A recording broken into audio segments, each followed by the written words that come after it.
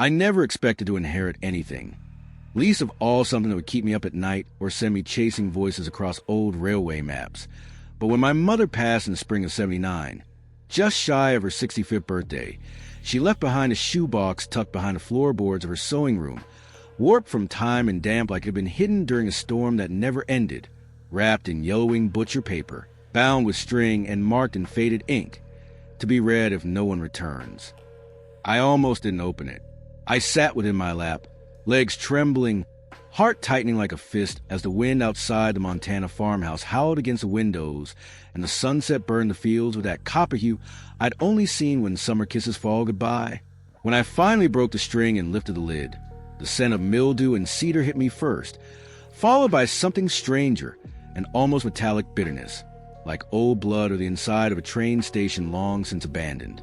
Inside were letters, dozens of them, some addressed to no one, others written from people I'd never heard of: Hester R., T. Mullins, someone called Ellis who never signed their full name, but one envelope stood out. It was addressed in my grandfather's handwriting, unmistakably his. Tight cursive, deliberate. Ink bled at the edges where his hand must have trembled. The envelope was sealed with wax, brittle and cracked, and inside was a letter dated October 3rd, 1926.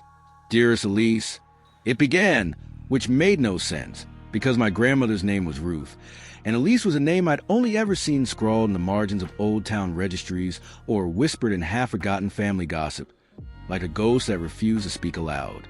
The letter spoke of a train, the 745 westbound out of Miles City, heading through the remote stretches of eastern Montana toward Butte, where my grandfather had once worked on the rails during the copper boom. He wasn't supposed to be on it. He'd finished his run, the letter said, but something compelled him, his word, not mine, compelled, to board as a passenger that day, though he never explained why. He only mentioned hearing a voice, one he said wasn't meant for me, but found me anyway. He described it in fragmented phrases, unfinished sentences, like wind funneled through a horn, words that didn't match the mouth that made them, a kindness that made my bones cold. At first, I thought it was a confession, the way people write when they know they're close to death, when the edges of memory blur with guilt. But then came a line that chilled me. Every passenger heard it, every last soul, and none of us ever spoke of it again. Until now. I set the letter down, the house around me creaking in ways I'd grown up ignoring.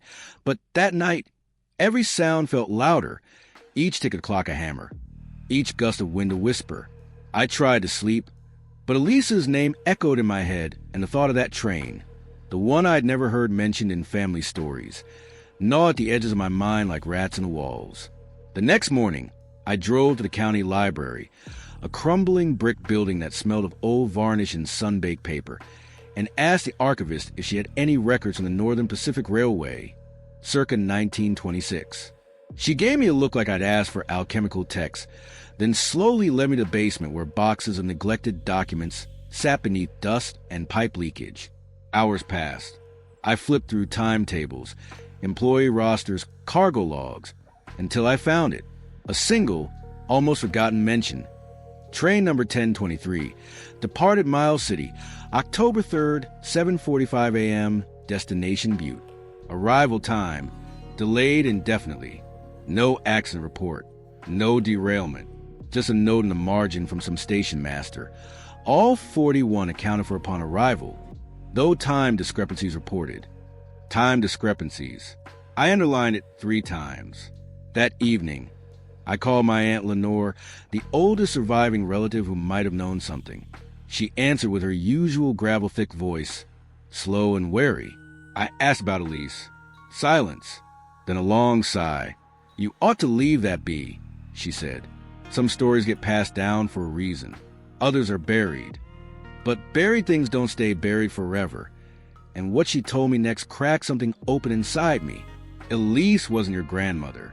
She was your grandfather's sister. Disappeared in 1926. Never found. Train she was on just showed up again. Said they'd gone through fog. Hours passed like minutes. But some of them came back different. Your grandfather never boarded another train after that. I asked if she knew what happened to Elise. She hesitated. He used to say she got off at the wrong station, but no one knew what he meant. That night, I sat at my desk, surrounded by the box of letters, maps, and now that photocopy of the train manifest, and I realized I couldn't just let this go. Not when something had shaken my grandfather enough to spend the rest of his life in silence. Not when a train left in daylight and arrived under stars with the clocks not matching the distance. Not when every passenger, including Elise, had heard the same voice. It was more than curiosity. It was a pull, an ache I didn't know I'd been carrying until now. Something threaded through the generations, woven into the marrow of our family, like a hum only we could hear. The next day, I packed a bag, notebooks, a tape recorder, copies of the letters, and a map of the old rail lines, many now abandoned or rerouted. I followed the route of train number 1023, town by town, stopping in places where time seemed to pool like stagnant water, deserted platforms overtaken by weeds, telegraph poles leaning like broken ribs, bars where old men nursed warm beer and spoke in hushed tones about that season when the sun never seemed to set right. I wasn't sure what I was looking for. Maybe a diary entry, a descendant, someone who remembered a mother or uncle who once claimed impossible. What I found instead was a whispered trail of fear. Entries in church logs about confused travelers arriving days late with no memory of the journey. A boarding house ledger noting a group of guests who spoke little and left before dawn, never to return. A town newsletter clipping mentioning an unsettling presence on the train, one that made the children cry without knowing why. Still, there was no official report, no investigation, no headlines. It was as if the story had been quietly erased. That's when I began to suspect this wasn't just a mystery.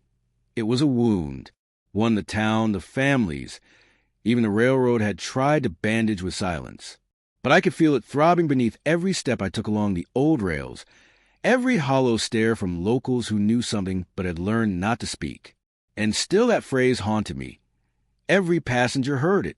Heard what? A warning? A memory? A voice that didn't belong in time? I thought of my grandfather again, the way he'd flinch at train whistles even decades later. The way he never took us near the old lines on family trips, how he'd sit outside on the porch during storms, staring out toward the hills like something might come crawling out of the dark. I used to think it was just a war he'd served, like many men of his generation, but now I wasn't so sure. What if he'd carried something else home? What if that voice hadn't just spoken to him once, but had followed him, echoed inside him every night he laid down to sleep? And if so, what was it saying? Montana in the summer of 1926 wasn't the endless postcard of wheat fields and purple skies people imagine today. It was rough-edged and exhausted, a place where the soil cracked from heat and the men from silence, with a horizon stretched forever. But the futures of most who looked at it barely reached past their next meal, and into that simmering uncertainty rolled train number 1023, westbound and humming with the subdued breath of 41 passengers who carried with them more than luggage. Hopes bundled in canvas bags, regrets stuffed into coat pockets, and secrets folded neatly between train tickets and telegrams no one would ever send. There was something about the air that July morning, passengers would later claim, something that made the birds silent near the tracks and the conductors lower their voices, as if afraid they might wake something sleeping beneath the rail ties. But none of that mattered to the people boarding at Miles City, their feet, clanging on the iron steps, handkerchiefs waving, smoke curling upward like questions with no answers. You had a young widow in a black dress 3 sizes too large, cradling a baby who hadn't cried once since the station bell rang. An immigrant from Bohemia who clutched a violin case like it held not music, but the memory of a country that no longer existed. 2 brothers in matching vests who whisper about striking it rich in Butte, their voices thin with desperation masked as excitement. And then there was Elise. Yes, my grandfather's sister, tall, stern-jawed, schoolteacher eyes behind thin, rimmed glasses, seated by the window as if the passing trees had something to teach her, and across from her sat a man in a linen suit too clean for the season, tapping a gold watch like he was trying to remind time to behave itself. The heat was already gathering in waves off the tracks, the metal creaking under the sun's weight, and when the whistle finally screamed at 7:45 sharp, it wasn't met with cheers or even chatter, just a slow exhale of a collective breath no one had realized they'd been holding. As the train pulled away from Miles City, winding toward the lesser-known outpost dotting the prairie, The land unfolded like a map no longer updated. Cattle bones half buried in dust, grain silos leaning into the wind, telephone poles that clicked and buzzed with conversations long forgotten. Inside the train, the mood was oddly subdued. People didn't chat much beyond pleasantries. Eyes lingered too long on the backs of heads. Even the conductor, a broad-shouldered man named Darius Withers according to the sparse crew log, seemed unusually somber, nodding rather than greeting, checking his watch every 15 minutes like it might betray him. Something felt wrong early on, though no one could say why. There were no delays, no broken axles, no engine hiccups. But the rhythm of the ride, the subtle sway, the heartbeat thump of wheel on track, seemed just a hair off, as though the world beneath the train had shifted slightly to the left and no one dared acknowledge it. At Red Lodge Junction, a mother and her twin daughters boarded and immediately tried to leave again. Said the air inside the car felt too still, like inside a church that hadn't been prayed in for years. But the doors had already sealed, the whistle already sounded, and the conductor's face had gone pale when he met their eyes. They sat. They did not speak again for the remainder of the ride. In the observation car, an old man named Jebediah Boone wrote feverishly in a leather-bound journal, scribbling numbers, train line coordinates, whispering aloud each time the engine crossed the county border. No one bothered him. A priest near the back carriage asked to be moved to the front after he claimed he heard confession without a mouth speaking. The porter laughed nervously and offered him coffee, but later admitted he'd heard something too, a low hum, somewhere between the gears and the wind, like someone murmuring just behind the engine's breath. It was Elise who first tried to write it down. She took out her notebook, a habit from her teaching days, and jotted phonetically the string of syllables she kept hearing in intervals, always around bridges or tunnels. She didn't know the language. No one did. The phonetics varied slightly, but always began with a soft lu and ended with a sharp consonant snap, like a lid closing or a lock turning. She asked the man in the linen suit if he'd heard it. He blinked slowly, smiled, and said, "No, miss, but I've been waiting for it," before going silent for the next 6 hours. Later, a porter found him staring out the window with pupils dilated so wide his eyes looked like wells. When asked if he needed anything, he simply said, "Just a few more miles," and closed his eyes. The route through Montana that summer was dry, brutal, sun-choked, but the further West Train number 1023 went, the more the landscape began to smudge, not in temperature or terrain, but in color. Passengers reported fields that looked more yellow than gold, rivers that shimmered green instead of blue, trees that rustled without wind. A journalist on board, Irene Calloway from Helena Times, noted in her notebook that the train passed the same mile marker 3 times. She swore it, though the conductor dismissed her concerns as optical illusion, heat tricks. Still, she kept writing, and on one page, in heavy pencil scrawl, she underlined the phrase, "We are going somewhere familiar, but not known." Later, that page was torn out. By noon, the baby in the widow's arms began to whimper. Not cry, but whimper, low and rhythmic like a song remembered. The other passengers noticed. One by one, they quieted, leaning toward the sound as if it might offer instructions. Then, somewhere between Musselshell and Roundup, the baby stopped entirely. The mother, eyes wet but face calm, looked out the window and whispered, "I hear it too now." From the outside, train number 1023 kept pace, burned coal, turned wheels, but inside, something had changed. The voices of passengers lowered to whispers. Conversations began and trailed off mid-thought. Meals were served and untouched. One woman, halfway through her sandwich, said the bread turned to ash in her mouth. Another, an army nurse, claimed her canteen was filled with lukewarm broth instead of water.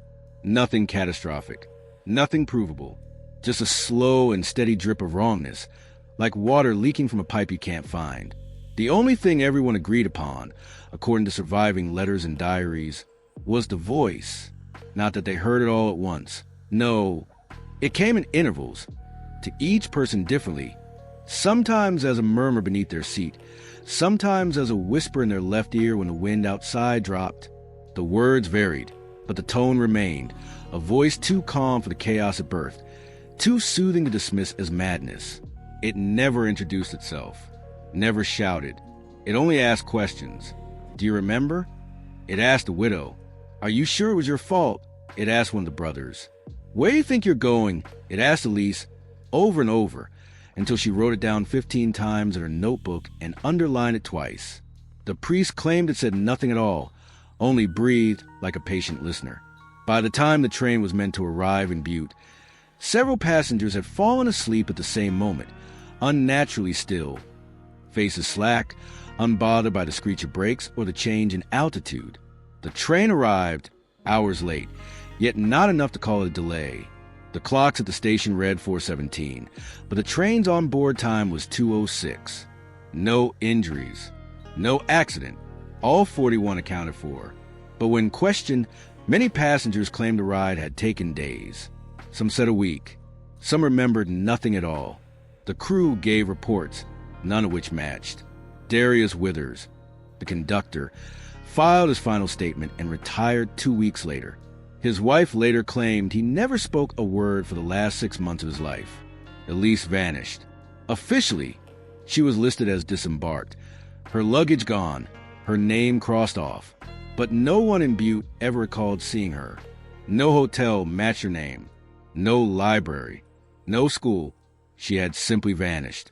And yet the letter from my grandfather, dated the very same day the train arrived, said only, Elise didn't get off where she was supposed to. I think she knew something the rest of us didn't. I think she followed the voice. And now, decades later, I was the one following it, tracing rail lines like veins, listening to echoes no one else wanted to admit were still there. It was as though the train emerged from a hole in the world rather than arriving through one. That's how the old station clerk in Butte had described it in a secondhand interview I found buried in a forgotten reel of audio tape stored at the State Historical Society in Helena. His voice crackled with age, like old parchment being turned too fast. And even in his rusted speech patterns, you could hear the hesitation, the unease that never fully left him. Because train number 1023 was never late until that day. And when it did finally come into view just after 4 in the afternoon, it didn't roll in with the usual rhythm of locomotion and purpose.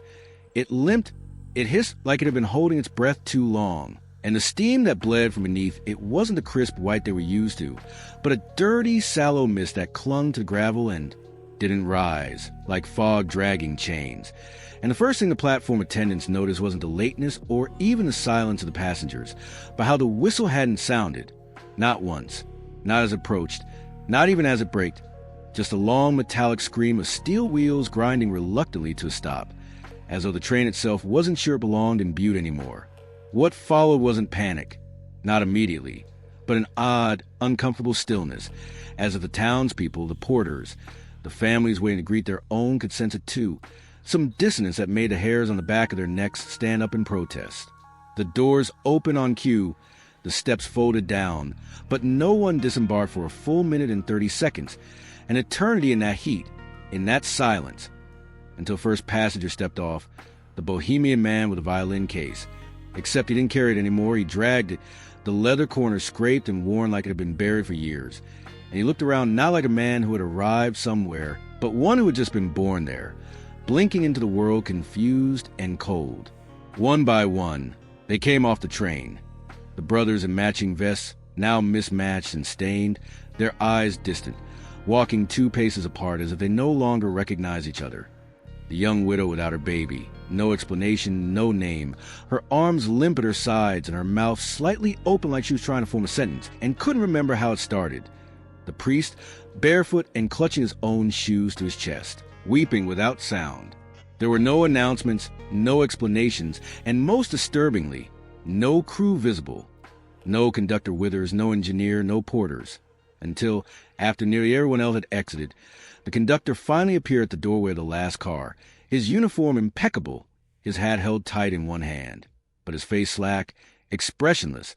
And he didn't step down, he simply stared, and after a moment, turned and walked back inside as the doors folded shut and the train groaned in protest as if begging not to be left alone again. The officials tried to contain it quietly at first. The passengers were taken in for routine questions. Where they'd been, what had happened, why their watches didn't match local time. why some had food stains on their clothes from meals not served, or ticket stubs that didn't match any issued records. But the answers they gave were fragmented, contradictory, often eerie in their simplicity. Some passengers said it was the fastest train they'd ever been on, that they barely sat down before arriving. Others insisted it had been days, maybe weeks, and showed signs of malnourishment and dehydration. One woman reported seeing snowfall from the windows. Despite the July heat, another claimed she watched the moon rise and fall 3 times.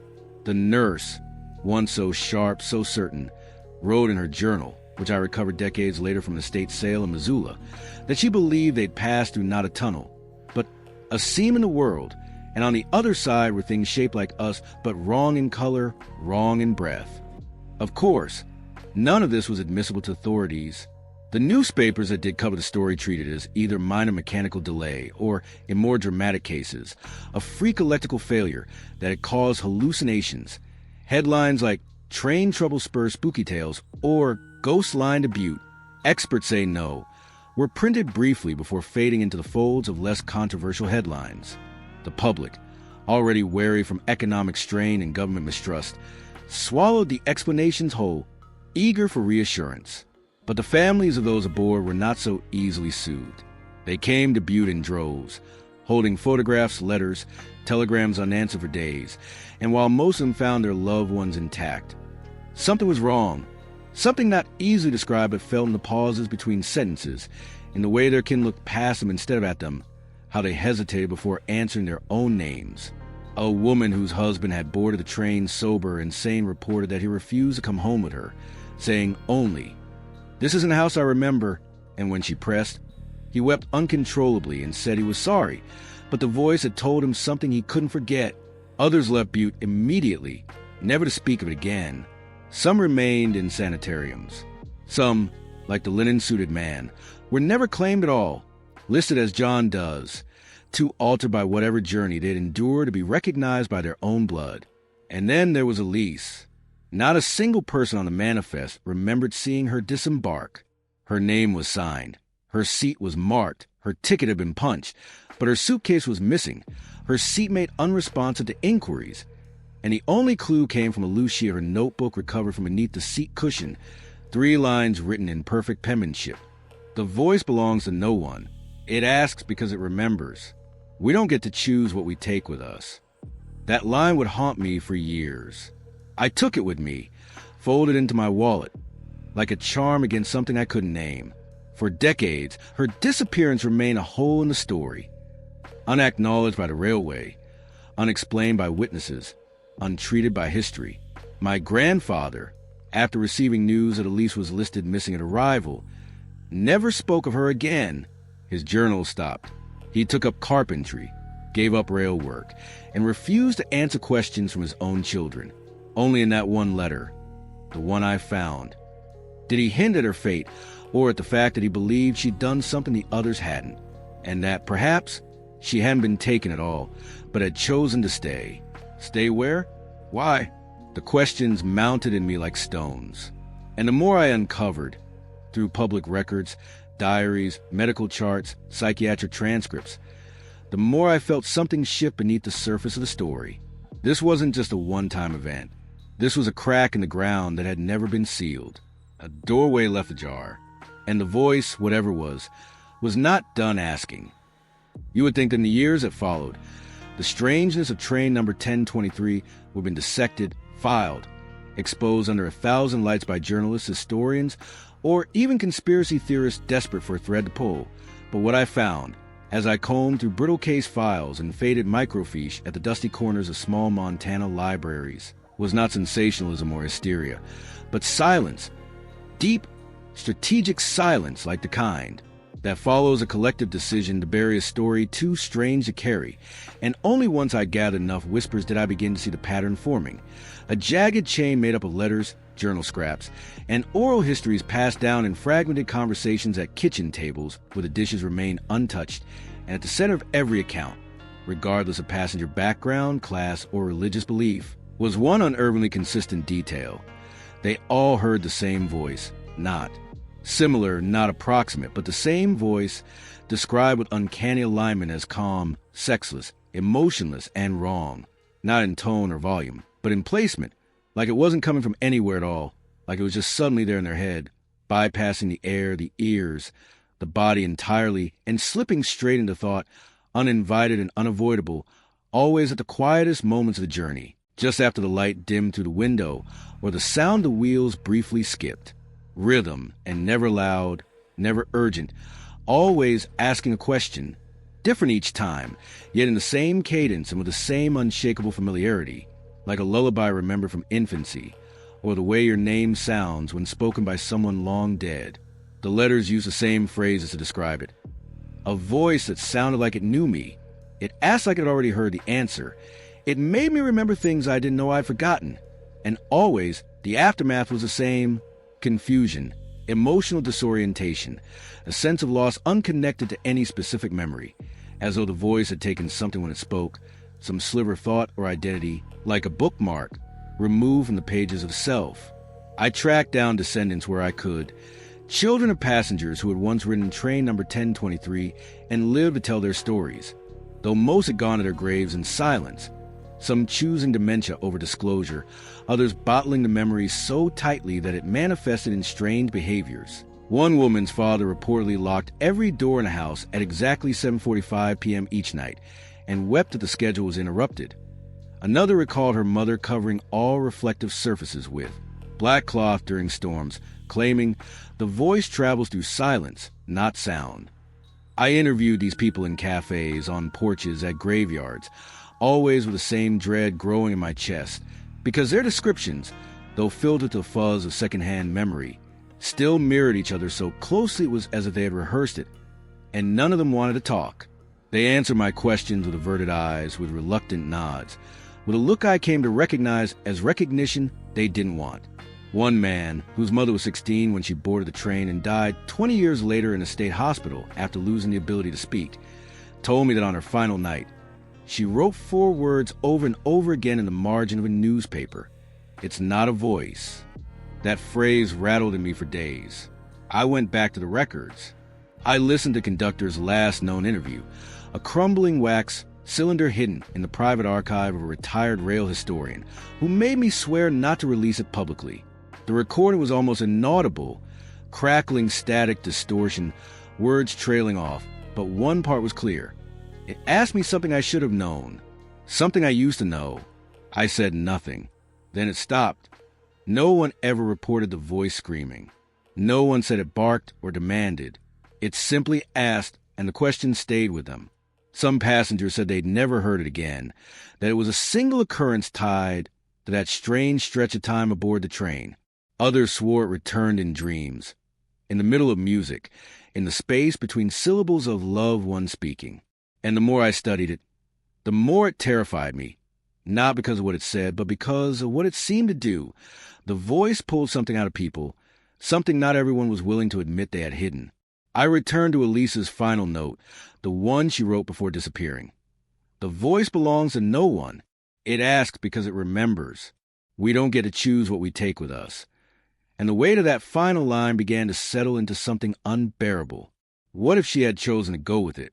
What if she heard something that made more sense than anything the world had offered her? And then I found the most disturbing piece of all, a surviving copy of an employee complaint log, buried in the Northern Pacific Railroad's closed files, which mentioned that in the weeks following train number 1023's journey, conductors on nearby routes began reporting odd interference through the intercom systems. Intermittent static followed by what they described as a voice not coming from any known line, speaking in a calm tone, asking a single question, different each time. The company dismissed it as radio bleed, a known issue in certain weather conditions, but one conductor wrote in the margin of his report, "It was the same voice I heard in 26. It remembered me." That was the first time I allowed myself to believe that whatever happened on that train had not been contained to a single ride, that it found a way to travel. And worse, it wasn't finished asking. 55 years is a long time to carry a question. Longer still to believe you're the only one haunted by it. But in the spring of 1981, something happened that shattered that illusion and forced the past to claw its way forward.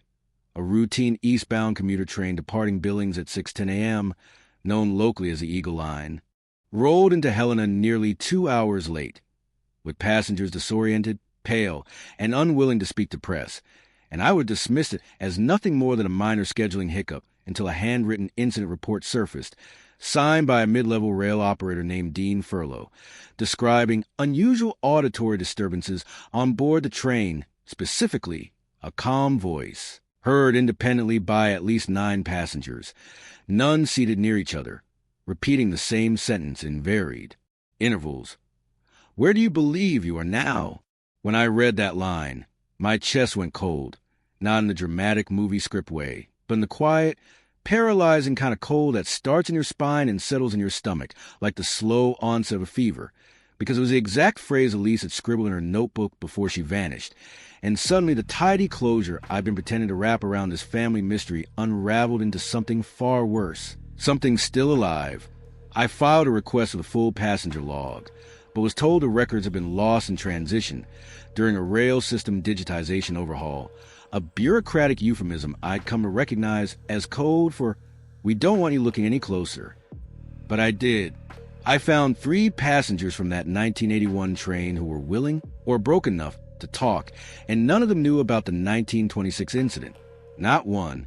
Yet they described the same tone, the same uncanniness, the same feeling that the voice hadn't been heard but instead arrived directly inside their thoughts, as if they had conjured it themselves by remembering something they had promised to forget. One woman, a former schoolteacher named Jeanette Rourke, broke down crying in front of me at a roadside diner just outside Bozeman, saying, "It asked me something only my husband had ever asked, and he died in 1967. She wouldn't repeat the question. When I asked how she knew it wasn't just memory playing tricks, she stared at me with tears streaking silently down her cheek and whispered, "Because it answered back." I pressed her. How could a question answer back? And she shook her head violently, the kind of reaction I recognize now as someone slipping too close to whatever trauma they'd buried. Another man, Raymond Doyle, a veteran of the Korean War, described a voice as the only thing I've ever heard that made me feel like a child again, not in a good way, but in a lost way, like I'd stepped into a place I wasn't supposed to be and it saw me there. He swore the moment he heard it. The train lights dimmed, though the conductor's log confirmed no power loss. More disturbing, he said the moment passed, but something lingered afterward, a smell like iron and lilies, and when he got off the train, he couldn't remember his daughter's name for almost 2 hours. He wrote it down again and again on a napkin until the memory returned. And then came the third account, perhaps the most chilling of all, not because of what was said, but because of who said it, my Uncle Thomas. I didn't even know he had been on that train until I stumbled across a peripheral mention of his name in a local newsletter for retired rail workers, where he was quoted as saying, "Sometimes you ride the train, sometimes the train rides you." I hadn't seen Uncle Thomas since I was a teenager, hadn't thought of him in years, and yet there he was, now in his late 60s, a man I'd assumed to be just another quiet link in a family chain of forgettable trauma, suddenly tied to both ends of the mystery I'd been chasing. When I visited him, he didn't act surprised. He was waiting. We sat on the porch of his small cabin in western Montana, surrounded by the smell of pine and the quiet rustle of wind that seemed to carry more than air, and I finally asked him, did he hear the voice too? He nodded once, eyes distant. I did, and I shouldn't have. When I asked what it said, he didn't answer right away. He just stared at the horizon, then finally whispered, "It asked me if I knew where Elise had gone." My breath caught. I hadn't mentioned her. I hadn't said her name. But he did. He knew. And then he told me something that turned the entire story sideways.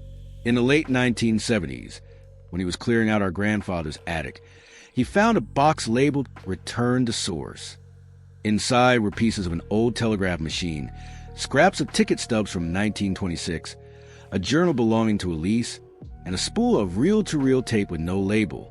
He played it once, and what he heard he refused to describe, only saying, "It was her voice, but not her." And then, behind it, that other voice, the one that asks. He mailed the box to a private investigator in Idaho, hoping to offload the burden. A month later, that man disappeared. His office was found intact. The tape recorder was missing. Uncle Thomas never followed up. He said some doors, once opened, started to open on their own. I asked if he thought the 1981 train was a repeat of what happened in 1926. He said no. He said it was an echo, like thunder after a storm you forgot was coming, he said. And I think it's getting closer each time. That night, I couldn't sleep. I sat in my motel room staring at my recorder, my notes, Elise's phrases looping through my head. We don't get to choose what we take with us. And I started to wonder if this voice, whatever it was, wasn't just some residual trauma shared by confused passengers, but something more calculated, something that moved between systems, between memory and metal, time and trauma, thought and signal. What if it wasn't haunting the trains, but using them, not as vessels, but as corridors? And what if Elise didn't disappear into the unknown, but into something built, something made? I couldn't prove any of it. I still can't. But when I revisited the original rail schematics from 1926 and compared them to the Eagle Line route from 1981, I saw something I hadn't expected. At one point, both trains crossed the exact same half-mile stretch of track, abandoned in the 1940s, restored briefly in the 1980s for testing.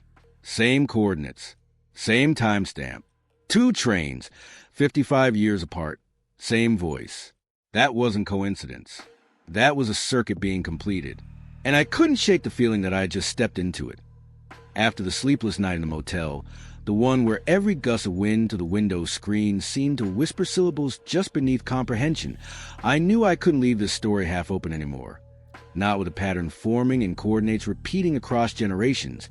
Not with Elise's voice captured on a reel that had vanished along with its last listener. And certainly not after hearing my uncle's broken whisper as. He warned me, if you find the man who made the voice, don't let him speak. So I began chasing what little trail remained of the railroad staff from 1926. Started with public employee records, retirement home registries, obituaries, and finally locating a name that jumped like static to the rusted paper. Morris E. Stiller, listed as an apprentice engineer in 1926, later promoted, then quietly retired in the early 1950s with no accolades, no pension ceremony, just a redacted file and A, scribbled marginal note. Transferred to non-passenger division, conflict in auditory systems. That phrase alone was enough to keep me moving. I drove 4 hours north to a rural township near Libby, Montana, the kind of town that doesn't appear on most maps anymore, where the houses are more wood than paint and the locals treat strangers like bad omens. And I asked around for Morris, only to learn he was believed dead, but not buried. His house, a weather-beaten cabin near the edge of an abandoned switching yard, still stood, overgrown by alder trees and choked by ivy, its windows sealed with dark plastic, the front door padlocked not from the outside but the inside, and a faded placard on the porch read, "Do not knock. Do not ask." I stood there for almost 10 minutes, not sure what to do, then turned to leave until the door creaked. A single hinge, old and rusted, groaned as it opened half an inch. I froze. Then a voice, thin as dry leaves rustling, spoke within. "Didn't think you'd find me this soon." I never gave my name, never said who I was. But Morris knew, somehow. I stepped inside, against every instinct of my body, and what I found was less a house than a mausoleum of sound, walls lined with cassette decks, spools of magnetic tape hanging like spider webs, microphones wrapped in cloth, and dozens, maybe hundreds, of labeled drawers. Passenger confession number 12, voice test, tunnel 7B, Elise tape, unprocessed. That last one stopped me cold. Before I could speak, Morris, tall, skeletal, eyes cloudy with age but sharp with something deeper, limped forward, resting heavily on a cane fashioned from an old signal lever. "It's not mine," he said. "It never was. I only recorded what was already there." I asked him what that meant, what exactly he'd recorded. He didn't answer directly. Instead, he gestured to a reel-to-reel machine on the table, already queued up. "You came this far. You may as well listen." The tape hissed as it rolled, and then a voice. Not spectral, not monstrous, just human. Perfectly, horrifyingly human. Calm, measured, neither male nor female. Timeless. And it asked, "When did you begin lying to yourself?" I felt like a pin between my ribs. The question wasn't directed at me, but it fit, like it fit anyone. Morris stopped the tape before the next question came. He looked at me hard. That's what it does. Not all at once. Not even to everyone. But over time, it finds a thing you're hiding from. And then it asks. And once it asks, it doesn't stop. I asked him how long he'd been listening. He smiled without warmth. I heard it first in 26. Thought it was just bad wiring. But then we started getting passenger reports. Same words, same voice, different trains. I tried to trace the signal. Thought maybe someone was playing a trick. But the coordinates always loop back to that same stretch near Roundup. I asked him why he kept the tapes. His face darkened. Because I thought if I could understand it, I could stop it. But you can't study fire by swallowing it. He poured himself a drink, wry, neat, trembling hands, and then told me the worst part. In 52, I ran a test. I looped one of the voice segments through a speaker system during an empty freight run. No passengers, just cargo. The train never made it to its destination. No derailment, no wreckage. It just didn't arrive. 3 days later, the same train showed up on a parallel track 400 miles away, empty, except for a new reel in the engineer's cab. Blank, except when I played it. I didn't want to ask, but I had to. What was on it? Morris's lips trembled, not with fear, but with memory. It said, "Now you know how it starts." He looked at me again. You don't kill something like this. You only decide whether or not to keep listening. That night, I stayed in town, unable to drive, mind wrecked by the voice and its implications, heart sick with the realization that whatever haunted the rails wasn't a ghost or myth, but a system, a pattern. Something structured and intelligent in ways we couldn't define. Something that didn't need to exist in the world to affect it. I returned the next day to find the cabin door open. Morris gone. Tape machines powered off. A note on the table. You'll hear it again when you're ready. And I knew then that this wasn't about Elise anymore. It never was. It was about the voice. And what it was turning us into. You start to understand the shape of grief not by how people cry, but by what they never say. And after chasing the voice from real tapes to broken tracks, and finding Morris vanish like a man who'd finally walked into the silence he'd been recorded his whole life, I knew it was time to stop following sound and start listening to absence, because what the voice left behind wasn't just confusion or trauma, it was inheritance, a kind of wound passed down not through blood but behavior. And the more I sought out the children and grandchildren of the original 41 passengers, the more I saw it. Quiet gestures, strange habits, unexplained grief blooming beneath otherwise normal lives like rot beneath floorboards, unseen but smelling of something wrong. I found them in the corners of towns whose names I only knew from freight ledgers and telegrams long yellowed by time. One woman, Anna Bethers, daughter of the priest who'd ridden train number 1023, had grown up in a house where no clocks were allowed, no calendars, no sense of time at all. He said time was a first lie, she told me, sipping coffee in a diner that smelled of old grease and fear, her fingers tapping the table in perfect 5-second intervals, though she insisted she wasn't aware she was doing it. She told me her father had never returned to the church after that ride, had spent the last 3 decades of his life reciting confessions to an empty room, claiming the voice had shown him what forgiveness really costs. He never explained what that meant. He died with a rosary clutched in one hand and a reel of tape in the other. Anna never played it, still kept it. I didn't ask to hear it. In Bozeman, I met Henry Rourke, the son of the widow who boarded with a baby and disembarked alone. He was raised by relatives. She was institutionalized months after the train ride, and on the rare occasion she spoke, it was only to repeat the phrase, "It wasn't mine to carry." Henry had lived his entire life wondering if he was that baby, if he had somehow survived, but no one had answers. No birth records, no photos, just a single newspaper mention of a woman in distress arriving in Butte. Henry had spent his adulthood in archives, like I had, chasing shadows that refused to explain themselves. I think the voice asked the question you're already asking yourself, he told me. And if you're not ready to hear it, it doesn't stop until you are. In Miles City, a nurse named Celeste Kinner, granddaughter of a porter who'd served on train number 1023, told me he never spoke of the ride. ever, but every time he touched the telephone, even a dial, he wept. He said it came through the line once, right in his ear. Asked him what it cost to pretend.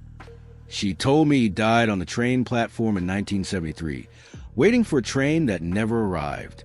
Hadn't been scheduled for years. She carried his watch, still ticking. When I asked her what she believed the voice was, she answered without hesitation. A debt, not just ours, everyone's. That stuck with me, because the more I listened, the more I realized how grief had been reshaped by whatever happened on that train. These weren't just descendants. They were keepers of a pain they couldn't name, behaviors rooted in something invisible but deeply felt. A son who could never ride elevators, a granddaughter who turned off all radios during rain, a great-grandson who built tiny trains out of toothpicks and never explained why. None of them had the full story. All of them felt it. One woman had spent her life drawing train tracks that led nowhere, tracks that looped into themselves or vanished into oceans or skies. Her family thought she was eccentric. I thought she was trying to draw what it felt like to carry a memory you never made. And then, finally, I went back to my grandfather's house, the place where this all began, now dust-choked and emptied of furniture, hollow with the echo of absence. I sat in his old chair and played a recording I hadn't dared before. His final journal entry, recorded not on tape, but on wax cylinder, hidden in a false panel of his nightstand. His voice, weakened but unmistakably, his crackle through. It didn't stop when the train did. It followed us home, in dreams, in quiet rooms, in the seconds after someone says your name, but before you turn your head. It asks, and if you answer wrong, it doesn't punish. It waits. He paused then for a long time, then added, Elise didn't vanish. She crossed over, not to death, but to understanding, and I wasn't brave enough to follow. I cried then, not just because of what he said, but because for the first time, I understood his silence, the way he distanced himself from our family not out of cruelty, but fear. He didn't want it to pass to us, but it had. Maybe not the voice itself, but the waiting. The quiet ache of questions unanswered, the legacy of mystery threaded through generations like an invisible line. In that moment, I realized I wasn't chasing a story anymore. I was part of it. I had been since the first time I found that letter. And like those before me, I now had to decide, keep listening or walk away. But even then, in that quiet house, I knew the voice wasn't done with me. I hadn't heard it yet, but I had told myself, countless times over the years of this obsession, that I was chasing the voice to understand it, to prove that Elise hadn't simply vanished, that my grandfather hadn't broken from nothing, that the lives shaken and scattered across 2 centuries were part of something more than a string of strange coincidences. But when I sat down in that empty audio booth at the Montana Historical Archive, the reel labeled Elise, unprocessed, already loaded into a borrowed player with crackling wires and a temperamental play button, I realized none of that was true. Not really, because in that moment, as the wheels began to spin and the tape hissed to life, I wasn't chasing clarity. I was chasing her. Chasing a girl I had never met but who had somehow written herself into every line of my life without a word. And when the first sound emerged, a soft intake of breath followed by the hum of what sounded like a train car vibrating through silence, I felt my heart. Slow, not with fear, but with inevitability, like someone opening a door they already know what's behind. Elisa's voice came first, barely above a whisper, recorded as though she were trying not to wake something sleeping. She said her name, the date, October 3rd, 1926, and then paused before adding, "If you're hearing this, you've already started listening." And I shivered, not because she sounded afraid, but because her voice held a clarity that sounded more alive than anything I had heard on tape before, like she had recorded it not from a place of panic, but of understanding. She went on to describe the train, her seat number, the passengers around her, the feeling in the air, but she kept circling back to a phrase she repeated 5 times. It's not about the voice. It's about what you hear inside it. I didn't understand what that meant until the voice came through, layered beneath the static like a second heartbeat hiding under her words. No dramatic entrance, no manipulation of pitch or tone, just a clean, precise sentence spoken in a voice so intimate and uncannily calm that I didn't even register as alien until after it ended. What would you change if it meant losing everything that came after? My hands trembled. My throat clenched. It wasn't a riddle. It wasn't metaphor. It was a question I had asked myself 1,000 times in the silent parts of my life. When my mother died, when my uncle stopped speaking to me, when I sat alone surrounded by notebooks and timelines that led nowhere. It was a question I wasn't prepared to answer because even the asking suggested that someone or something already knew I'd tried. Elise didn't respond to the question directly. Instead, her voice grew quieter, more contemplative, and she said, "It doesn't speak to everyone, only to those already asking. And once it speaks, it waits, not for action, but for acknowledgement. It doesn't want obedience. It wants honesty." Then the voice returned. Same tone, different question. "Who did you become to survive what you forgot?" I felt it like a needle threading through a vein. The precision of it, the way it bypassed logic and went straight to guilt. I stopped the tape. My breath was shallow, my hands sweaty. But I pressed play again, needing more, needing the rest, as if the answers I feared might be better than the weight of not knowing. Elise spoke again, this time slower. I stayed because I realized the voice isn't a warning. It's an invitation, a test of truth. And truth isn't given, it's traded. Then silence. Long, empty, humming silence that seemed to stretch longer than the reel could physically allow. I checked the counter. It hadn't moved. The tape was still playing, but there was no sound. I leaned in close to the speaker, and that's when I heard it. Not words, not even breathing, but the absence of sound so total it felt like it was pressing against my ears from the inside, as if the voice had stopped speaking and simply waited to be answered. And I understood then, with a clarity that frightened me, that the voice had never needed a mouth to speak or ears to hear. It had always been inside the spaces we left quiet, inside the questions we refused to say aloud. I let the tape play until the reel spun to its end, the machine clicking softly as if exhaling. I didn't rewind it. I didn't take it with me. I sat there in the booth for nearly an hour, unmoving, not because I was afraid, but because I was listening for the part of me that had already started answering. Elise had made her choice. She'd walked into the question, and now I understood the cost. The voice wasn't proof of anything. It was a mirror, and the reflection it offered was never the same twice.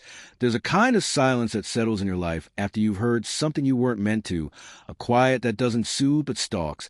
And in the days following my listening to Elise's recording, I found myself walking slower, speaking less, lingering too long in places I used to pass through without thought, because something had shifted in me, not broken, not healed, but opened. And it wasn't the voice itself that haunted me now, but the echo, the residual question it had left behind, not just the literal ones that asked through that static veil, but the ones that had forced me to ask myself, how much of my life had been built around things I was avoiding?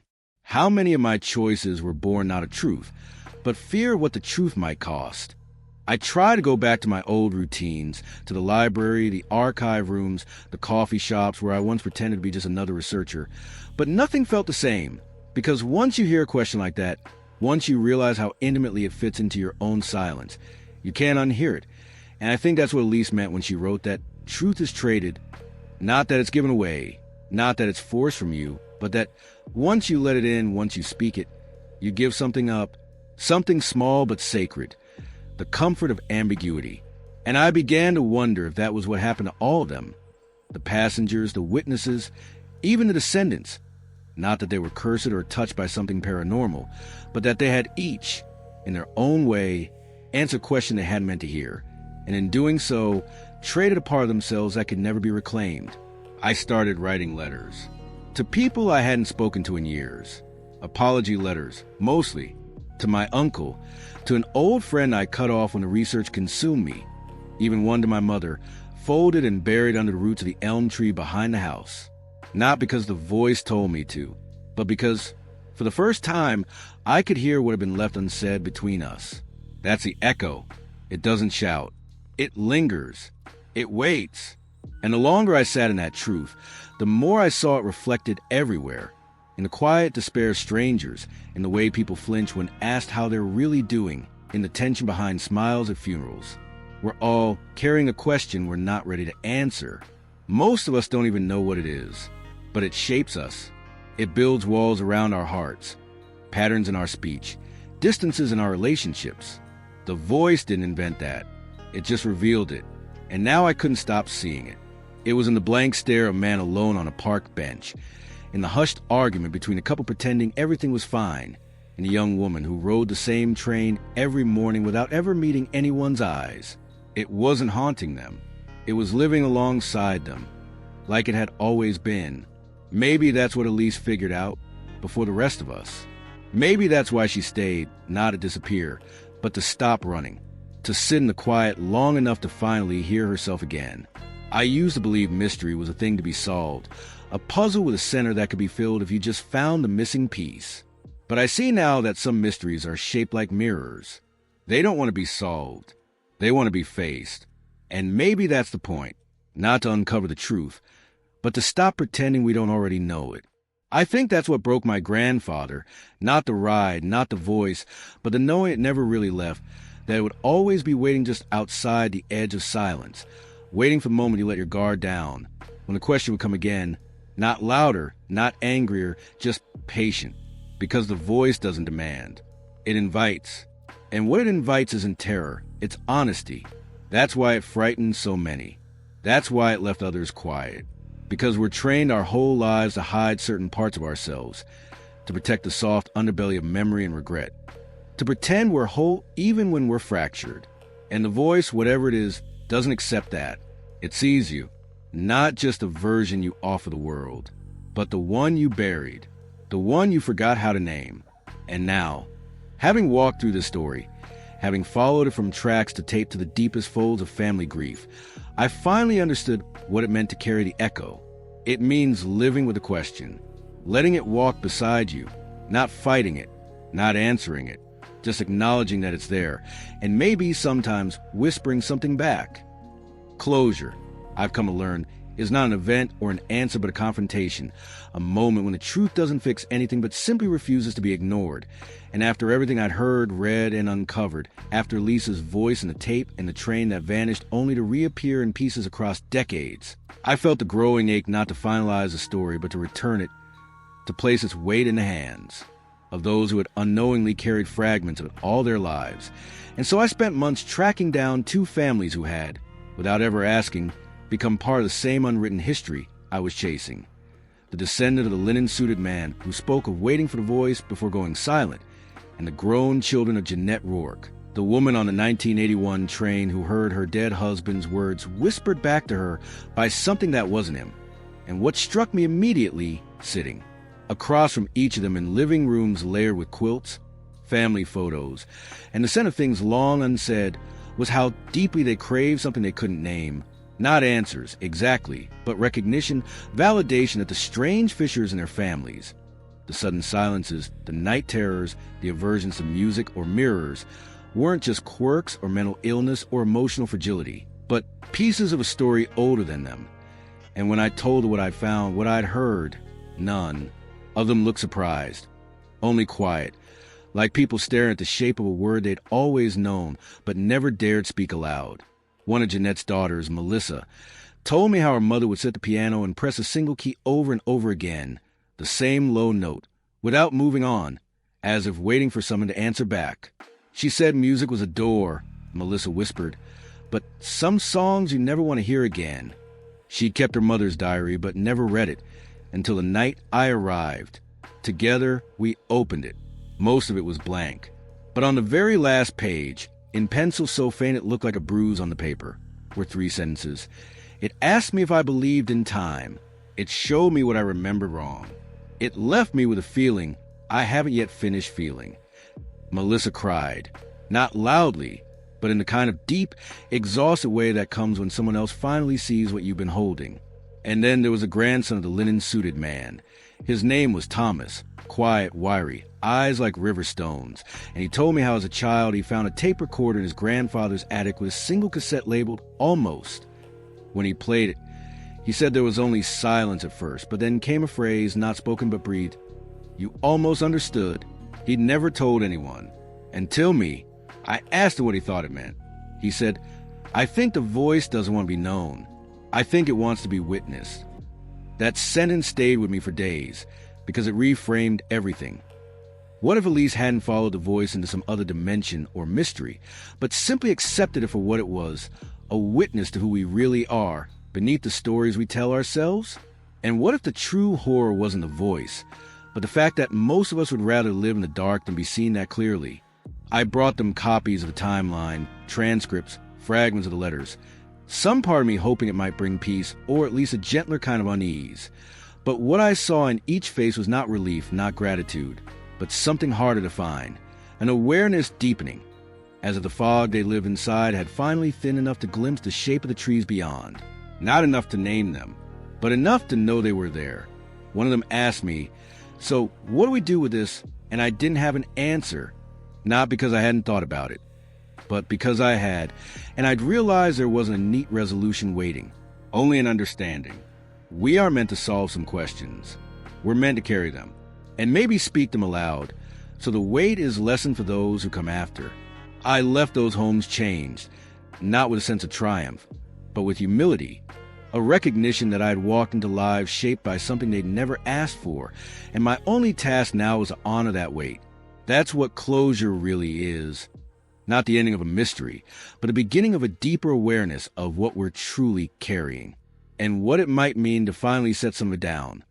There are some voices that don't fade with time, not because they're immortal or magical, but because they attach themselves to something deeper than memory, regret, longing, grief, and once anchored, they outlast reason, explanation, and even belief, and that's what I came to understand in the weeks that followed my final interviews, after the tape reels were boxed, the timelines filed, and the letters placed gently back into their faded folders, because the voice, whatever its origin, however it traveled, had already embedded itself in us long before we heard it aloud. And now I saw it not as a thing to be defeated, but as a language, a cipher we were all born fluent in but taught to forget.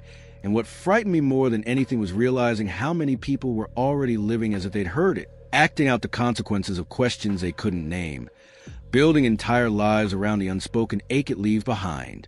You can see it in their eyes, if you look closely, in the momentary flinch before a response, the way they stare too long at static on the television, or how their voice trembles when asked about the one thing they say they don't think about anymore. It's not that they remember the voice, it's that they've never stopped hearing it. And I began to wonder, really wonder, how many of us are shaped by questions we've never consciously asked. Questions like, what if I had stayed? What if I had gone? What did I lose by surviving? What am I pretending not to know? And as I walked the old track line near Roundup one last time, the same stretch shared by both trains, I realized the rusted steel beneath my feet wasn't just abandoned. It was sacred, not in a religious sense, but in the way cemeteries are sacred, a place that holds stories heavier than any headstone can carry, stories that refuse to stay buried, that seep up to the gravel and into the wind like breath held too long. And in that wind, I swear, I didn't hear a voice, not in words, but I felt something like understanding, a stillness that didn't ask me to believe, only to remember, to acknowledge that this thing we call a voice is not some external invader, but a reflection of our own unexamined corners. It speaks, yes, but it speaks in the same tone we use in our quietest moments when the distractions are gone, and we're forced to face who we become when no one else is watching. That's why it haunts. That's why it persists. Because it isn't separate from us. It is us, stripped of denial. Elise understood this. She saw the voice not as a threat, but as a mirror, a teacher, a test. And maybe that's why she wasn't afraid. She'd stopped pretending there was something to run from. She stood still and listened. And now I try to do the same. I sit on trains sometimes, not for research anymore, not even for nostalgia, but to listen to the rhythm of the tracks, to feel the silence between station announcements, to see if I can catch the moment when the hum becomes something else, something alive. I've started recording my own voice, not for posterity, but for memory, because I don't want someone to discover my silence one day and mistake it for absence.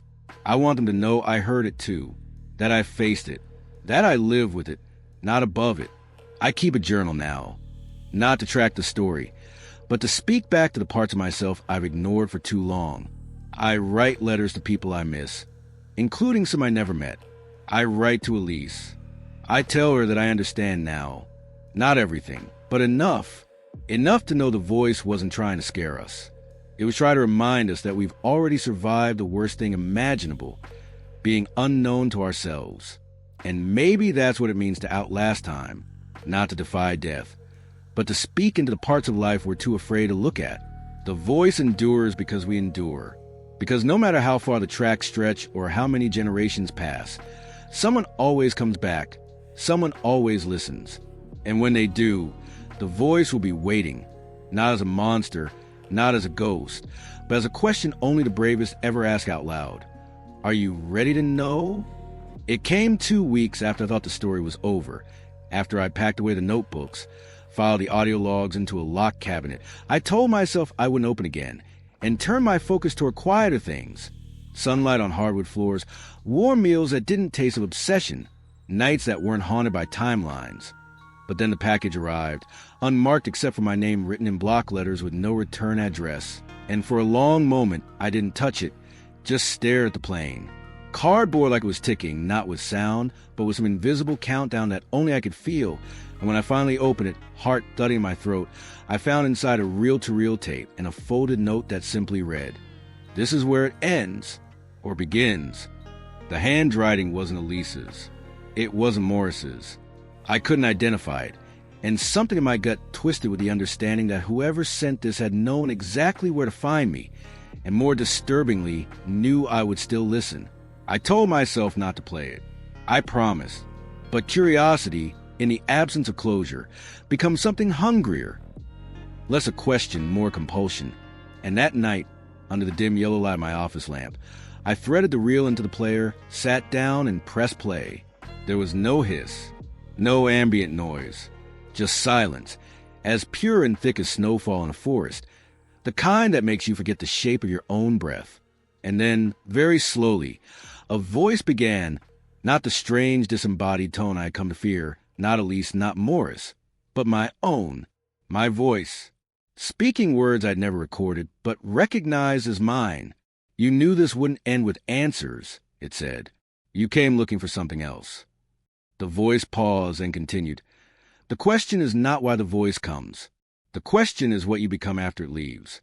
I recoiled, not from fear, but from a sense of unbearable intimacy, like someone had peeled back the layers of every thought I'd buried and read them aloud without permission. I tried to stop the tape. The button stuck. The machine kept spinning. And then the voice said one final sentence. "Would you like to forget, or will you keep listening?" The reel clicked to a stop. The room was silent again, but not empty. I sat there for hours, unmoving, as the weight of the question settled into my bones like dust after a long collapse. I realized then that there would never be closure, not in the sense I had once believed. The voice had no origin because it wasn't born. It was made, built from our own echo chambers, fed by grief, silence, denial, looping through time not like a curse, but like a memory retold until it became myth. It wasn't about trains or tapes or timelines. It was about recognition.